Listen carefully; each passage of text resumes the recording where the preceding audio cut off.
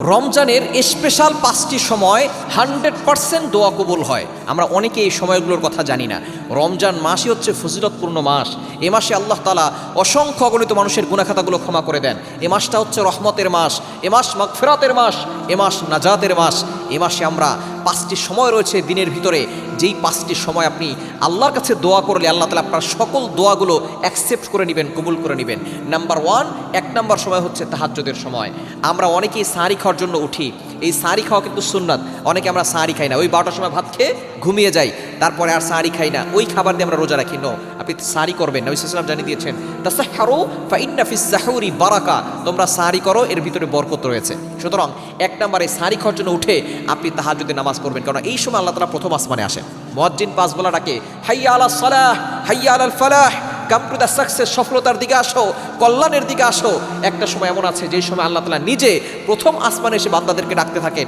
ওই সময়টা আমরা আল্লাহর কাছে দোয়া করতে চাই না।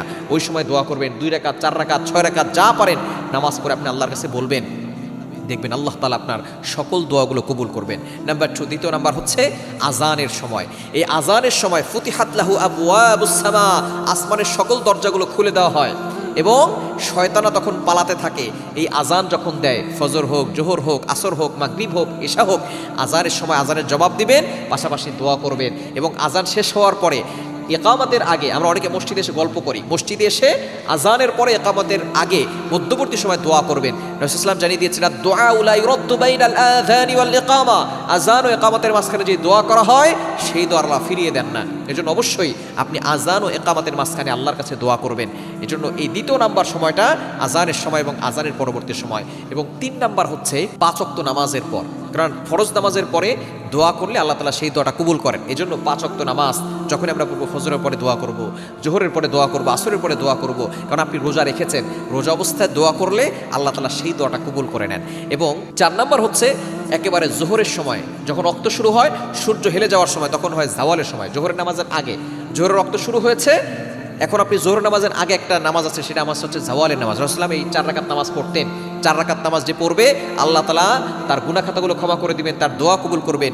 ওই সময় আপনি আল্লাহর কাছে দোয়া করবেন, কেননা জাওয়ালের সময় আল্লাহ পাক রব্বুল আলামিন আসমানের দরজাগুলো খুলে দেন। এই সময় আপনি আল্লাহর কাছে দোয়া করবেন, আল্লাহ তাআলা আপনার সকল দোয়াগুলো কবুল করবেন। এবং 5 নম্বর হচ্ছে মোস্ট ইম্পর্টেন্ট, সেটা হচ্ছে ইফতারের পূর্বে। আমরা ইফতারের পূর্বে অনেকেই গল্পগুজব করে থাকি, গল্পগুজব করবেন না।